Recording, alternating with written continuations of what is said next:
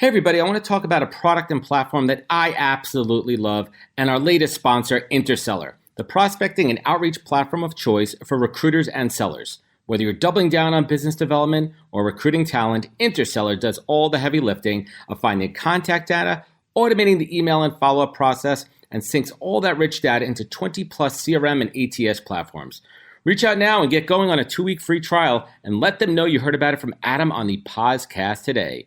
Check out the link on the website. Appreciate it.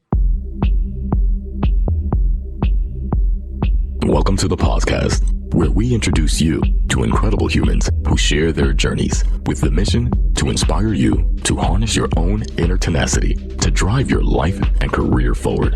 And now, your host, Adam Posner.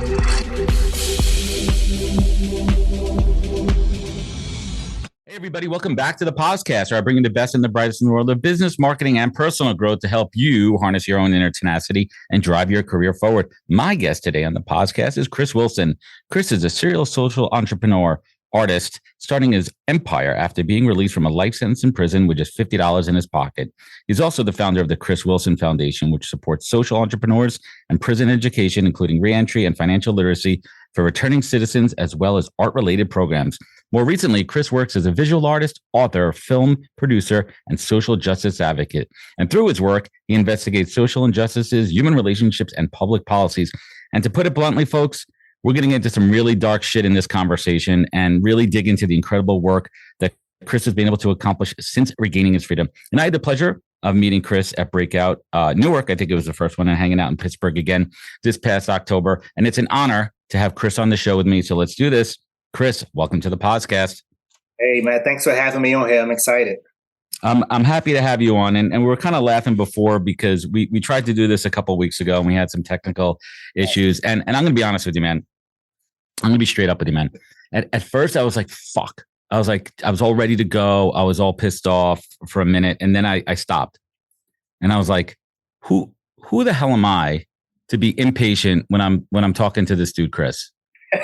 Right, like, but you know what I mean, man. Like I put in perspective for a moment. I stopped and I'm like, you know what? We're gonna get it done. It's not a big deal. He's doing me a favor. He's coming on here. We're gonna do this. We're gonna have this chat. So I appreciate you, man, and thanks for coming on. And I appreciate your patience because I was really upset and somewhat embarrassed because I'm usually prepared and usually always on time. So I apologize for that. But here we are. We made it. But we're human, man, right? Like, listen, we make mistakes and we get ourselves into some, situations, which is kind of a shitty segue into talking about your story here. And I went in deep because it's crippling in how crazy it is, the situation that you're in. So I want to hit the rewind button, and I want to take people back to your time growing up in DC back in the 80s. Definitely a bad place. Yeah. And you're in a different place, completely different place now than you are then. And before we get into Chris's story here, I want to urge everybody, we're going to talk about it. We're going to go into it. But if you want to go real deep, he's done some great podcasts. And I have no problem linking up past shows that you've done because I want to spend some time talking about some other things here. But Chris, I think it's important to set the stage. Let's talk about growing up in DC back in the 80s during the crack epidemic. And what was life like for you, man? Yeah, so it's interesting now when I think about it because I would frame it by saying I grew up in the old DC, which was very different than what DC is now. Late 80s, early 90s, when the crack epidemic was sweeping through my community. I remember at one point, I think it was 1992, where National Guard had moved into the city. So I would come outside and there would be tanks and spotlights and helicopters buzzing all above, and a homicide rate of almost 500 murders a year. That's insane. It became normal for people to carry weapons or to hear gunshots every day. And so I was growing up in that environment. I didn't grow up as a tough guy. I played chess competitively as a child up until maybe the age of 12. I played the cello, but I was trying to grow up in an environment and learn that was just very difficult for me to do. And yeah, it was a challenge for me. But let's frame it up even more. I mean, your story's kind of crazy. I don't know if anyone let's talk about your family life. Let's talk about what was the structure at home. I think it's important to frame up the context here. Yeah, so Monday through Friday, my grandparents raised me in Washington D.C., and I would spend my weekends with my mom and her boyfriend. And her boyfriend was a D.C. cop, and he was a real charismatic ex-Marine, Denzel Washington He from was, Day. yeah. Mm-hmm.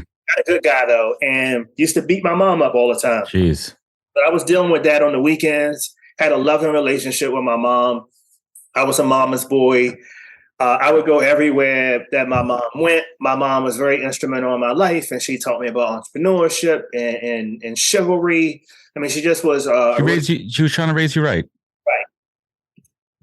Yeah. And where was your father in the picture? So my father, unfortunately, wasn't in my life. I didn't meet my father until I was 10 years old. But my father actually lived not too far from where I was living at Monday through Friday. I just didn't see him. See, what's really interesting there, and I spent a good amount of time going into your story, and we'll get to the shooting in a moment here. But there's folks that commit crimes and do things because they're just bad motherfuckers, and there's people that do it to survive. Right. And from the sense that I'm getting, you're a loving, and I know you're a loving, caring, compassionate person, and that's the way you got brought up. And you were just the wrong place at the wrong time, the wrong situation, and you had to defend yourself, and you were scared for your life. So let's take people back to what happened, man. I mean, you grew up in a tough area. What happened to your brother? What was going on? Yeah. So at some point, my mom decided that she didn't want to deal with her boyfriend. She had a child by him already. So my little brother was very young. And she says, I can't deal with you. You're not a good person. You beating me up. You know, you falsely arresting people. Like, you're not a good person. And so one day the police officer shows up to the house, pulls out his gun, and he hits me with it, knocks me unconscious. And when I wake up, he's sexually assaulting my mom. And then when he's done, he tries to kill her. So he bashes my mom's skull in with his fist and his gun. And we survived. You know, I drove my mom to the hospital. I wasn't old enough to drive. I tried to drive her to the hospital. I ended up at a police station, and I was trying to get my mom help. She was naked. She was bleeding. And I just remember how the police treated my mom, because we had called the police on this guy so many times. And the police was like, you just going to let her back in the house? Like, why should we help you or whatever? And I was like, I wanted you guys to help my mom. And so eventually the police officer lost his job. He pled down to a lesser sex offense and made parole 18 months later. And back then in the state of Maryland, where the crime happened, there was no law against stalking. And so he would stalk us. He would sit in front of the house. He would call us up, and he would say, one by one, I'm going to take you guys out. And so we was like, you were scared as shit, man. I mean, how old were you at the time? I probably was 15. And you're growing up into your own manhood, and you're coming of age, and you want to protect your mom and your family. Yeah.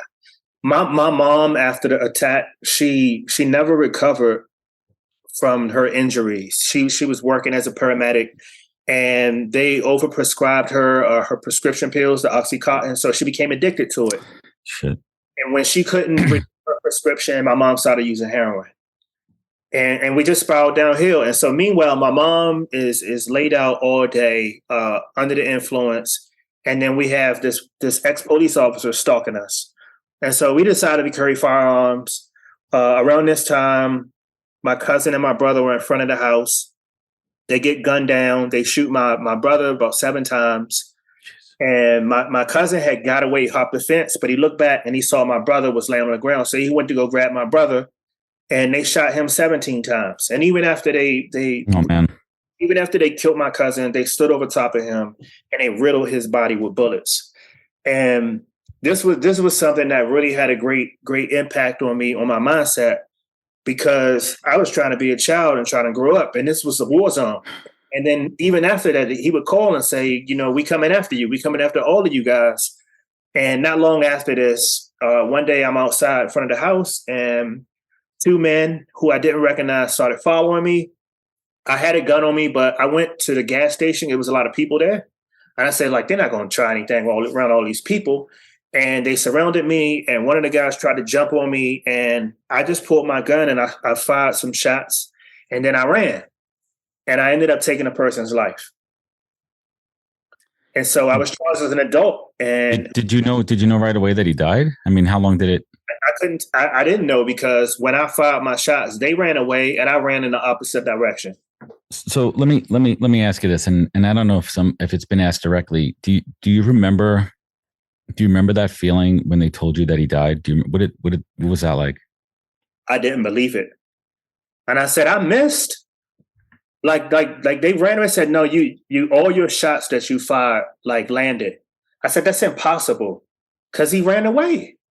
And it says people can run away and be off adrenaline. And so he ran around the corner and passed away. Jesus. And so it took me a while to kind of understand it. And to be honest with you, I grew up essentially in a war zone. And in this scenario, it took me a long time to really develop remorse for taking a person's life. And because I kept thinking, these people done so much to me and were coming after me. I didn't start it. I tried to get away from it. I didn't want to do this. Nope. But as I got older, I had to learn to take responsibility that I did take a person's life. But I didn't want to. I didn't go out Of course not. No, you're a good person. You're a product of your upbringing and the environment and the neighborhood that you were in.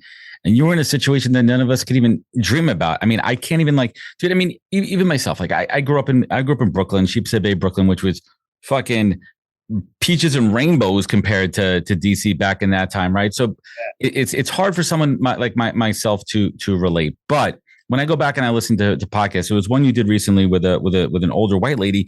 But my takeaway from it was how much you affected her, and she was able to resonate with your story. Yeah. How people could kind of resonate and kind of bring it down to that level. So you're arrested. You're 15 years old, right? And you're in jail with a fucking murder charge coming at you. Jeez. Yeah. And were you in juvie, or did they throw you into Gen Pop with the big boys? Gen Pop. So yeah. 15-year-old in there. What the hell was that? Like, you were scared for your life, right? Yeah. I mean, it was tough fights every day. And while I was in jail awaiting trial, my brother was laying low at my actual father's house. And then I see on the news that, my dad had been killed. My brother had been tortured and carved up with a butcher knife. He survived again. My brother's like a cat. He has 9 lives, apparently. And I lost my dad. And I had just developed a relationship with him right before I got incarcerated, and was just trying to build a relationship with him. And then I lost him. And then to make matters worse, after that, I was found guilty and I was sentenced to natural life in prison. Natural life. Yeah. Shit, man. I mean, I want to pause for a second. And there's a piece I wanted to kind of double back on, if you don't mind, that I found fascinating. I want to talk about the relationship with your grandfather. And please correct me if I'm wrong here. Korean War veteran, kind of like old school manly man.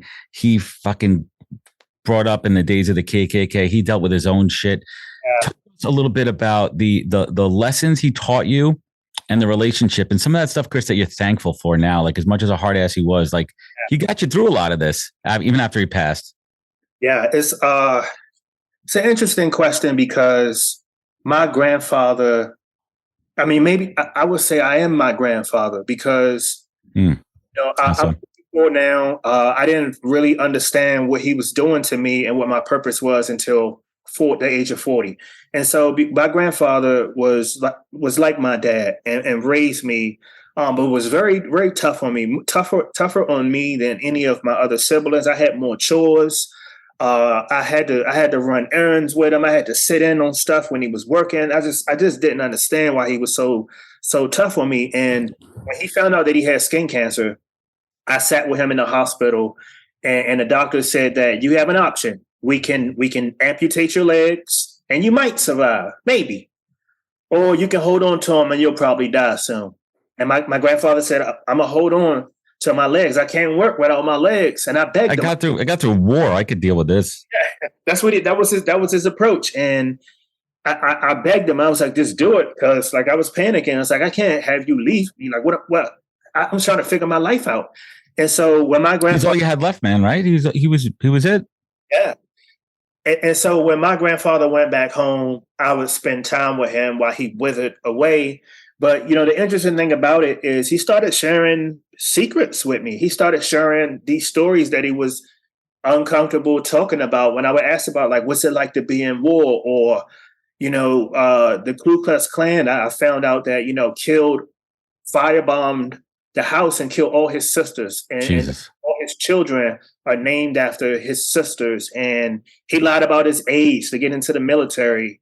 And honorable discharge, came back, went to school up into a PhD, and he said people would spit in my face because I was Black.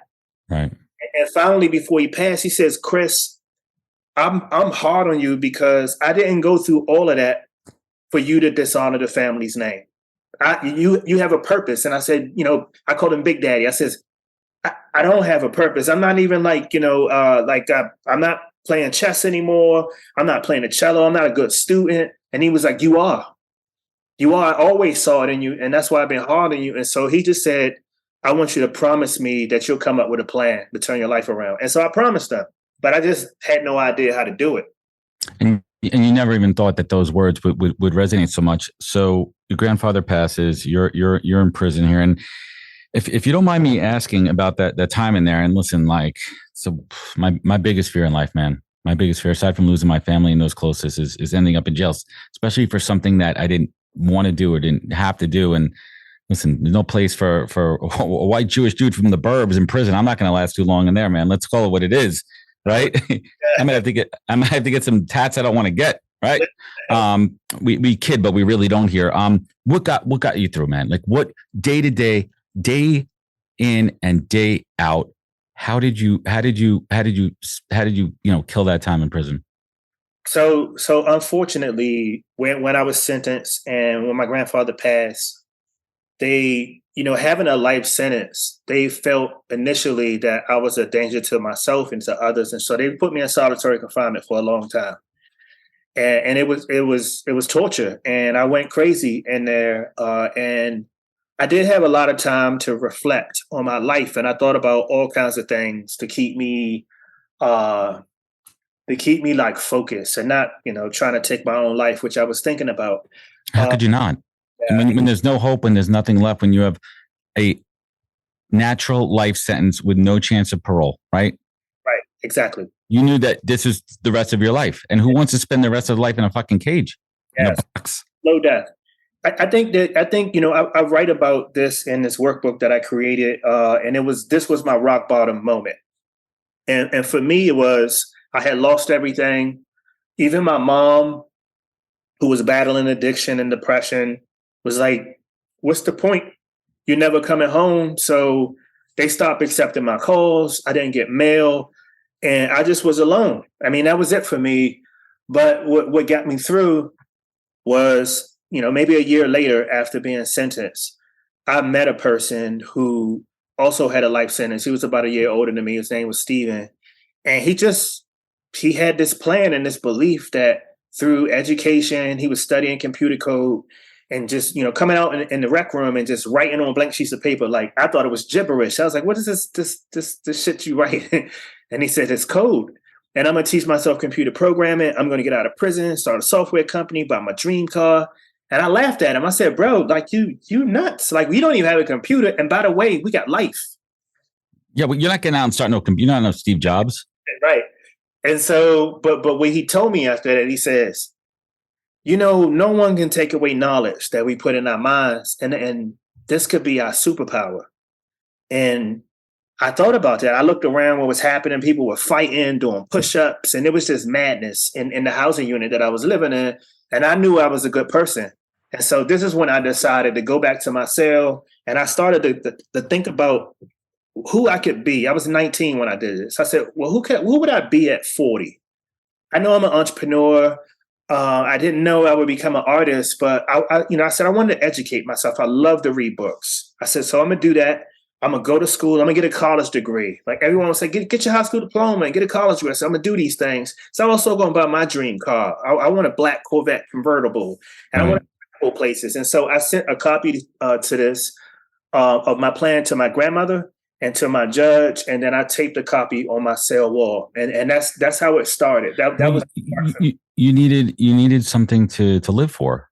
I mean, you seriously need something to live for. And what else is there? You're just going to rot away for the next 60 years of your life, or you're going to have hope and have faith. So when you started putting these words on paper, did you ever think that that they were going to get read? You ever think the judge was going to read them? No. And for many years, when I would send updates to my master plan or progress reports, I would just get a response saying, your letter has been received and placed in your file. No, like, good luck, keep it up. And you know, these letters will have like a copy of my high school diploma or my college degree and stuff. And it's just like, it's been noted that it's been received. And it's like, am I ever getting out of here? Like, am I ever going to be able to get a second chance or have my sentence be reconsidered? What was that flame, that fire that kept it, your passion burning, man? It was a combination of as I started to accomplish things and learn languages and read books, my confidence started to build up, and I started to really believe that I was intelligent. And then there was prison officials who would tell me that I belong in here and I would never get out. And so that was one thing. And the other thing is I started to have like this chip on my shoulder that I wanted to prove to myself, and I want to prove to everyone else that my life was redeemable and that I would get out and I would be dope and do everything on my list. And so that was the drive. And I call it a positive delusion. I write about that because you kind of gotta be crazy to think that you can get out of there and get out and accomplish this. But I felt like if I believed it, then I need to be ready if I get an opportunity to get out. And so that's what I go to bed in the morning. So Chris, and for those who don't know, and in your own words, how did Chris Wilson beat a life sentence? At a certain point, and it's a combination of luck, God, and hard work. And so I wasn't like a super religious person, but at some point I was mentoring some young guys, some gang members, and they just was like, dude, I never hear you talk about God, and you helped all these people. I don't understand why, like, you can't get a second chance. And so I had to go back to my cell and just try to talk to God and say, listen, I need a sign. I need something. It's a lot of temptation in prison.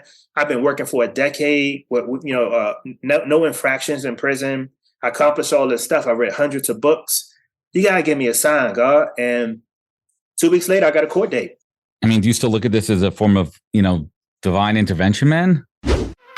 Hey there, fellow podcast listeners. I'm Kevin Logan Jr., host of the Immutable Mindset podcast. If you're fascinated by Web3, blockchain, and disruptive technology, then you won't want to miss a show. Join me and co-host Adam Posner as we introduce you to an incredible lineup of successful entrepreneurs, builders, and industry veterans who share their insider knowledge, unique perspectives, and personal stories that will leave you inspired and craving more. Like Mike Isogawa, the CEO of Webacy, who shares her journey from being a Cirque du Soleil performer to a cybersecurity pioneer. Or Dave Schwed, COO of Halborn, who discusses the future of digital asset security and how the future of assets will be tokenized. We also break down complex topics into digestible bits, perfect for both experts and newcomers to the world of Web3. So if you're ready to stay ahead of the curve, subscribe to the Immutable Mindset podcast now, wherever you listen to your favorite podcasts.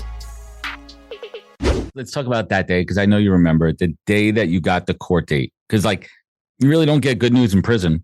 Yeah. Ever. No.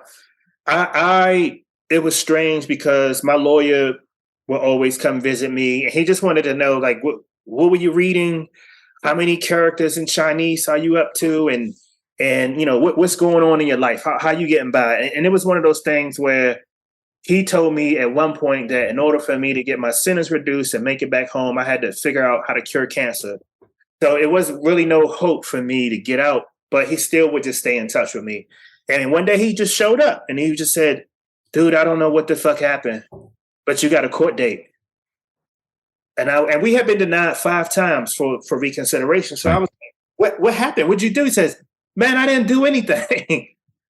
And he was like, are you ready? And I was like, of course I'm ready.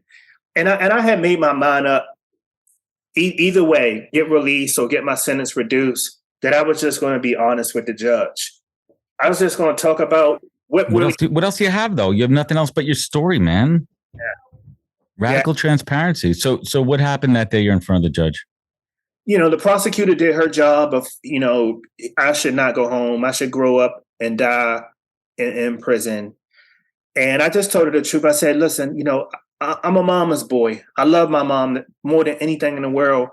And can you imagine what it felt like to watch my mom be raped in front of me? Can you imagine what it felt like to lose 5 of my friends before the age of 17, 2 who died in front of me, calling for their mothers? And then I also talked about remorse. I talked about how through many years of therapy, how I learned to take responsibility, what remorse is and what it felt like, and that your actions also determine whether or not you're remorseful. And so that changed me as a person. And then I talked about, what I would do if she gave me a second chance, how I would come home and be the dopest entrepreneur. I would write a book. I would travel the world. I would go back into these communities and help my people. And she just stared at me for a while, for like minutes. She just didn't say anything. And everyone in the courtroom was looking at me. The sheriffs and bailiffs was just like staring and looking at me, looking at her.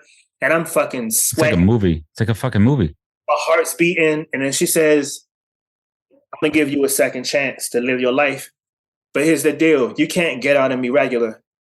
You wrote all these things that you want to do. It's law now. So you got to do everything on the list. And you better not disappoint me. And so I ended up doing 16 and a half years in total. And I came home and I had a lot of responsibility. One, I didn't want to let my judge down, didn't want to let myself down. And then I wanted to prove to everyone that we can turn our lives around and we could be dope. Redemption. It's redemption time, man. So let me ask you this. I've had formerly incarcerated folks on my show before. And what was that first day like when you walked out of the prison gates and came home? What was that first day like, man? 16 years. You went in as a child. And you're coming out as a we're old now, man. We're not kids anymore, man. You and I are close to the same age. We're not kids. I turned 44 tomorrow, man. Like we're close to this, we're old, right? Like you missed a huge part, more than half of your fucking life, man. What was it like that first day? What'd you do? It was high levels of anxiety. And I remember when I was released in Baltimore, and I was trying to figure out why people were like talking to themselves, and I didn't know about like the earpieces and no, it's like the Jetsons and Flintstone shit, man, right? I was freaked out about that, but just so nervous of like not messing up. And it's like you got to report to your PO in 24 hours. You got to figure this out. You got to figure this out, and it's like I don't really know how to do any of this. You don't want to look at anybody wrong, yeah. Right. So it was really a high level of anxiety for me. But what really I was fascinated. My first day home was Google and YouTube. Mm-hmm. I said, I can type in some stuff, some questions. All the knowledge is here. And it's just like, boom, it just pops up. So I spent all night just Googling and YouTubing, like all night, just all kinds of stuff. How to tie a tie, how to use the bus system, subway system, you had all this to learn about what was going on in the world in the last 15, 16 years and civilization and things. I mean, you stayed in touch with people and you heard, and I don't know how much news and content you consumed, but it's a crazy number. But you walk out, you have, correct me if I'm wrong, the story goes, you have $50 in your pocket, and you knew that on your master plan, you had to start a business. So how did furniture and construction come to mind? Is it what you knew, what you felt you could do with your hands? Like, let's talk about stuff. Like, let's get into entrepreneurship, right? Like, you have it in your DNA, man. Like, how do you start a business? And who the hell is going to start a business with an ex-con?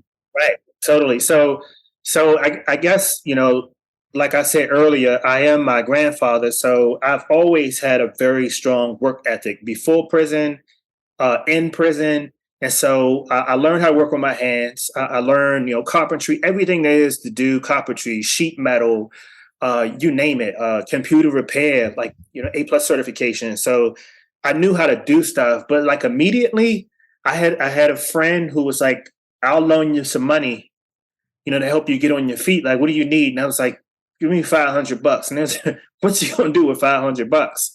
And I got a $10 phone from Radio Shack. I got a gas can and a lawnmower. And I said, I'm going to cut grass. I see people that come in the neighborhood. I was staying on my friend's sofa and waiting on my food stamps. I said, I'm going to go out, I'm going to cut grass at $30 a yard or $35 a yard. And I was working for $1.25 in prison. So I was like, I can anything more than that, you're killing it. So I started cutting grass and I was making, maybe $100 to $200 a day. And I said, I'm going to go to business school. That's my plan. So I got into school and I was cutting grass for a little bit. And then I asked the school to give me a chance to demonstrate myself as a student. I had good grades already, so I got some transfer scholarship credits and some financial aid. And then my university liked how I performed as a student, and I would ask for more work. And who the fuck does that? Like I would do all the work, and I would say, "Give me some more books to read." I would push my teachers. I want more. I want more.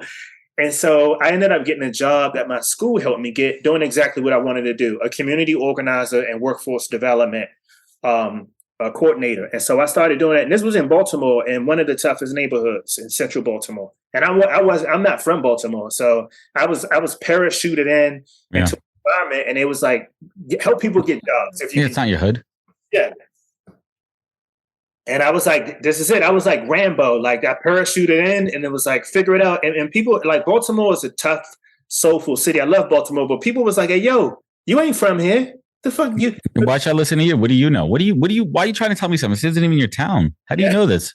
Yeah. And so I was like Socrates, and I was like, the paramedics ain't from around here. The mail lady isn't from around here, but we coming around here and we providing the service. And so I would sit out there, and I didn't really, I mean, it's stupid when I think about it now, but I didn't really have a fear of someone like hurting me or being shot, because I had grew up in prison and I was a mentor in prison. And so some of the OGs that were still incarcerated were vouching for me. And so they was like, oh, they put the word out, right? Like, don't mess with this guy. Yeah. And so the rest was up to me. The rest now was execution, like as an entrepreneur. And so I started, when I got into business school, my professors, and by the way, I was in a special business program, and it's called the Ratcliffe Scholar Entrepreneurship Program at University of Baltimore. And this was the Navy SEALs of business school. There was a dress code, business professional, no phones, no laptops. We had to do your case studies. You had to show up on time. You had to pitch. You have to go to business pitch competitions. And you had to start a business that generated revenue. And if you couldn't do it, you didn't graduate. What was that business, man? So I started, my first company was a furniture restoration and furniture design company. And so I started doing that work, which I knew how to do. I learned in prison. And I remember my business professor, like my first gig, my first proof of concept, he says, Chris, this is strange to say this now though, but he says, Chris, you want to think about your service or your products as a virus. I don't want you to go out and get the right person infected with it. Find your first follower. And he made me get up. He says, shut the books and get out of class right now and go find your first follower, and don't fucking come back to school until you do it. And so I left class, and I'm like, what? Like, am I being put out of school? How am I figure this out? But I like pressure. So I walked across the street to this high-end hotel, and I went and pitched to the owners of redesigning their top floor lounge area that I knew Cal Ripken liked to hang out, baseball. Baseball, yeah. And so I was able to secure this contract. Wait, pause for a second. All right. Let's high-end hotel. Yeah. You have an ex-felon coming in there. Yeah. Saying he just got out, started a business. Did they look at you funny? How did you win this? This is important here. I don't know if you've gotten deep into that specific one. Here's a case study here on the podcast. How did you go in? What was your selling point? What was your point of differentiation? How'd you go in there and convince these folks why they should hire you to redesign this upper lobby? So I have to credit my business school professors who constantly made us pitch. Every class we had to pitch. What is the problem that you solve, and how are you going to do it, and how do you get your numbers right and stuff. And so I knew about that. But the other thing that I started to understand through business school was that business is usually done and maintained and grown by building relationships. Amen. I went in to the owners and I told my story. I said, here's who I am. And this is what I'm working on. And you weren't looking for a handout. You were looking for a hand up. Yeah, no, not at all. And I said, we'll get the job done. They probably could have paid me a little more, but whatever. And I said, I'll get the job done on time. I hire formerly incarcerated people. It's my team. And they took a liking to me, and we built a relationship. And I got this deposit for $30,000. And I went to the bank and I asked for money and asked for it in cash. And I put it in a bag. And then I got a copy of my contract, and I went back to school. I went back to class next week. That's great. And I stood up and I told my story to my class, to my professors about having confidence, about telling my story, about, execution. And then I took the money that was in the bag, and I just poured it on the table in front like of a movie, man. And my professor fucking cried, literally. Like, tears ran out of. Dude, I got to ask you, man. What's Chris Wilson's secret to confidence? What's the formula? What's the secret sauce, man?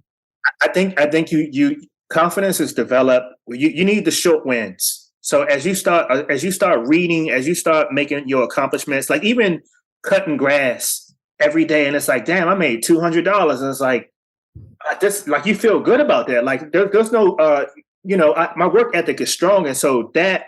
But also doing your homework, staying up late at night and reading the Harvard. Like I was reading these Harvard case studies and learning how to troubleshoot and understanding that if something's always going to go wrong, and you got to be willing to pivot and think outside of the box. And so I'm the type of person that it's like, I'll make it work. And so I started to develop confidence, and that's how it started.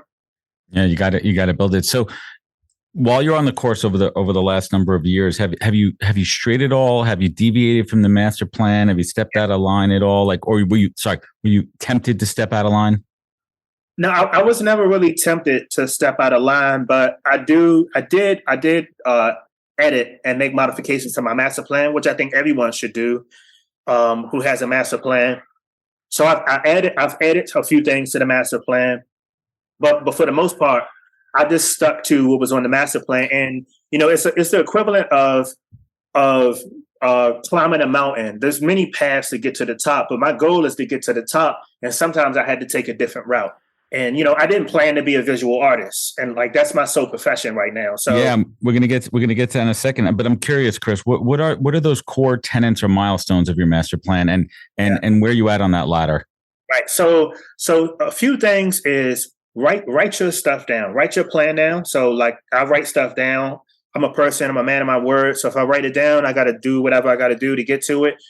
Second, accountability partners. If I write something down, I'm going to share it with people in my circle, people that I respect and people that respect me. So they hold me accountable. Oh, you said you want to get your college degree? Or you want to learn Spanish? Where are you at with that? What's going on with that? And so those are the things, but also short, like achievable things that help me build my confidence. A place I wanted to go to Spain at one point, and like it feels good to check stuff off your list. Work hard, off your list. And then my confidence started to build. And so those were some things. Also, creating a personal board of advisors. And these were people, and I would trick people into this. So I would have people that I looked up to who were really smart in specific areas. And I would say, I want to take you out for coffee once a month or lunch. And I would pick their brains. But really, secretly, they were my board of advisors. And I still have people like that. That's a move. I tell everyone this. I got my Mount Rushmore. I got my Mount Rushmore of personal advisors. And some of them I talk to all the time. Some of them I talk to once a year. Some of them I don't even talk to, but I absorb through osmosis where they are in the social sphere, the stuff they're putting out there. And that's what you got to build around. And I love the idea of accountability. So fast forward. I mean, listen, man, it's night and day between where you were and where you are now. You live in the good life, the juxtaposition of both sides of that. How does Chris Wilson stay humble and focused, man? I stay humble and focused by remembering where I came from, remembering how I grew up, remembering the thousands of people that are still incarcerated that look up to me and are following in my footsteps. And I also think about legacy. I think about what people will say about me when I'm no longer here. And so every conversation, every interaction with me, for example, everyone who works for me, one of our policies is you always have to be nice and diplomatic. Even if a person's an asshole, don't be a dick. Simple rule. And so stuff like that keeps me grounded. And now it's just the work through my foundation is really, really my life's work. The rest of the stuff is just, fun. Like, a nice house, buy a Ferrari or something like that. Like that's fun and that's cool. But like what gets me out the bed in the morning is my work and helping other people just find that switch within themselves. Because really, the thing about it now, the person who I am now and the person who I was when I was younger, it's my mindset. It's my mindset. That's the only difference. I'm willing to work hard, but I think differently now. How often do you check in with that judge? How often do you check in on that master plan? So we actually became friends, and we do work together. We work with other judges. We work with state attorneys. And I remember asking her one day, when I met her, she was like in plain clothes. I didn't recognize her. And she was like, "You look nice. Like, you look nice in that suit, young man." And I was like, "Thank you." And she was just staring at me. I was like, what's this white lady like staring at me like this? She says, "You don't recognize me?" And it was like I saw a ghost. And it was my judge. And she was like, I get emails about you and calls all the time. And she was like, "Where's that car? Did you buy your dream car?" And I was like, yeah, I got it. She was like, "I want to see it." And so when I'm walking her to the car, I turned and I said, "Judge Surratt, why'd you risk your career and let me out?" And she says, "When you wrote me letters every year, I started to just think differently. And I've heard every bullshit line that anyone can give someone. And when I gave you that court date and when you spoke to me, I just believed you." And she was like, "I'm glad I let you out." And that shit made me cry. It was beautiful. It was validation of all of the hard work. It's a true belief in the good of human and good of human spirit. So do you feel like you've accomplished the master plan? Is it ongoing? Where are you at right now? If I say, Chris, status update. Yes. It's Tuesday afternoon, status update. Where you at with this master plan, man? How many more boxes we have to check? So I think I'm at 98%. Some things that I'm not allowed to do at the moment. Like I had stuff like skydiving and like some crazy stuff. And now I got, book deals and like movie deals and stuff. And so my agent is like, "How about you risk your life after we check this other stuff off the box?" I can't ride motorcycles, stuff like that anymore. But I also added some stuff to it too. So what is the core business right now? How do you keep the wheels greased? How do you keep things moving along? How does Chris Wilson make money these days? So I am a visual artist, and I would say I'm the dopest artist that most people never heard of, and incredibly successful. My work is collected and displayed all around the world. And so it's my sole profession now. And so I've been doing it for about 8 years. And so I paint, I work with sculpture, I can draw, I do everything, and people pay me shit tons of money. How'd you break into that, man? Listen, there's a lot of artists out there, and there's a lot of artists you and I both know. We know a lot of artists, man, and a lot of them are struggling, starving artists. How does this dude who spent years in prison get out and just incredible high demand artist? Yeah, I would say that I stumbled upon it by accident because one of my close friends was a visual artist, Jeffrey Kent, and I used to just watch him make art. And he just gave me art lessons one day, and I fell in love with it. And I was in business school, I was going through stuff, and so it became therapeutic for me and cathartic. And I just started painting every day. And next thing you know, people started writing checks for me to for them to collect my work. Jeez, man. What excites you these days in the world of art? Like, what are you challenging yourself with? Any new mediums? Are you getting into the Web3 NFT space and some of the digital mediums? What are your thoughts on that? I plan to get into the Web3 space at some point in NFTs. I just switched over to oil paint, so I'm painting with oil. I fucking love it. And it's a whole new technique, man. Yeah, and I'm going through an abstract phase, abstract expressionism. So like for the past 2 years, I've just been doing really big, interesting, cool abstract paintings. And so I just opened up a new studio in Wynwood now, and I have a gallery now. I literally just did this last week. Yeah, check it out next week. Yeah, my mission now is to take over Miami and just make the dopest art I can make. Why Miami, man? I mean, we were talking about before. Why does Miami interest you? What's in the water there, man? What do people don't get that we get? Yeah, so I think I like the weather. That's one. I like the tax benefits. If you make it your primary, or I get to offset my income tax. I am a car collector, and it could be dangerous to drive a nice car in Baltimore. And in Miami, no one cares if you drive nice cars because everyone has nice cars. It's not a big deal. And so I like it. And I have family down here. My friend, Chris Adamo, who sits on my board of my foundation, is a close friend. I love him to death. And I get to be around people that's dope, and I get to live a good lifestyle. And I'm an artist. And Miami is like number 2, probably, I think, in the art scene. And this is the place for me. It definitely is the place for art, especially down in Woodwood. I'm excited. I'm going to be down there in a month, and we'll hook up. I want to see what you're working on. Then I want to finish up talking about legacy. when your time comes to leave this earth, what is it that you want people to say about you? What is it? What are those words you want on your tombstone, man? So earlier I said that I found out what my purpose was at the age of 40, and kind of what my grandfather, what was so tough on me about, and is acts of service. And that's actually like my love language too, acts of service. But I want people to say, regardless of like what he did when he was young, this person had the biggest heart. I secretly go out my way to support people, to pay it forward. I'm real big into education. I'm real big into, I don't always like it, but taking up those calls at 2 a.m. and when people are in trouble, I keep people's secrets. People can trust me. And I want people to just say he was a good person. And I think that would be the case. That's powerful, man. You ever look back and say, what if I didn't go to prison? Would I have this life? Would I have a similar life? Would I have a different life? You ever, dare I say, are you ever thankful for that time and that experience?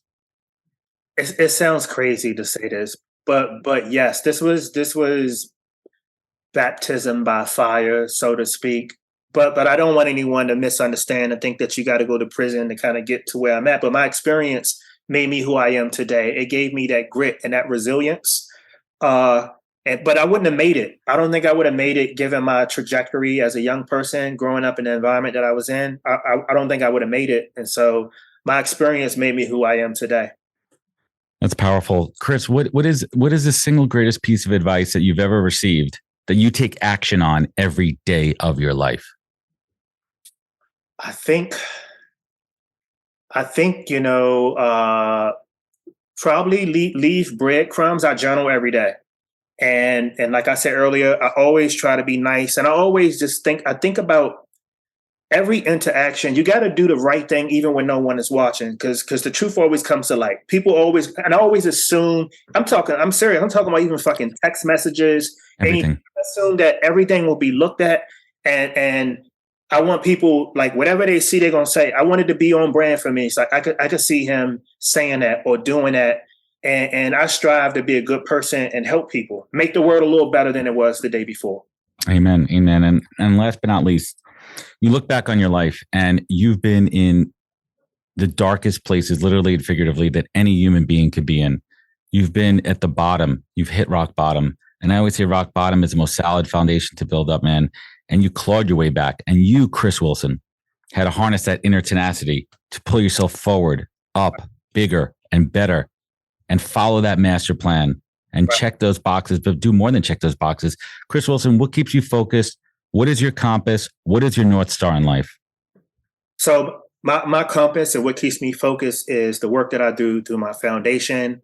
And really it's about helping people. We're in 22 states now. Our master plan program is a 13-week program that walks people through helping them find their switch or change their mindset if they want it. It might not be for everyone. That's my mission. There's nothing special about me. I made it this far because people mentor me, people push me to be a better version of myself. And I want other people to discover like that inner switch and go out in the world and be fucking dope. Don't be ashamed to like live a good life, but do good work. Lessons to live by here. Go out in the world, do dope shit, do it the right way. Chris Wilson, I want to thank you so much for joining me, hang with me for a moment here. This is a story of inspiration. This is a story of triumph, of human spirit, of faith, believing in a divine intervention, something bigger, and making good on it. So Chris Wilson, I appreciate you. I want everyone to check out, follow Chris on Instagram at Chris Wilson Life, all one word. Find him at chriswilson.biz and chriswilsonfoundation.com. Anywhere else? Did I miss anything? Find him in Miami. Yeah. Find me in Miami or New York or Baltimore. I'm around. Good stuff, man. Listen, everyone, this is why I do the show. I do the show to have conversations with real people like Chris, to share his story as an inspiration. I love it. Right? When you think you're having a fucking bad day, look back on this episode and an inspiration to think about what you could do every day. If this episode meant something to you, share it. Sharing means caring. It goes a long way. You could follow us on other social media channels. And guess what? If you want to connect with me and connect with Chris, hit me up, adam@nhptalentgroup.com. Follow us on all the social media channels. Leave a review, a rating. It goes a long way. Remember, look out for each other. Take care of one another, and catch us next week for another great episode of the podcast. Take care, everybody. wisdom is forever. But for us, it's time to go. Thank you for joining us. Luckily, we'll be back with our next episode soon, jam-packed with more incredible humans. Thank you for listening, subscribing, and sharing. To join the conversation, search the podcast on LinkedIn. And to catch up on past episodes and more info, please visit www.thepodcast.com.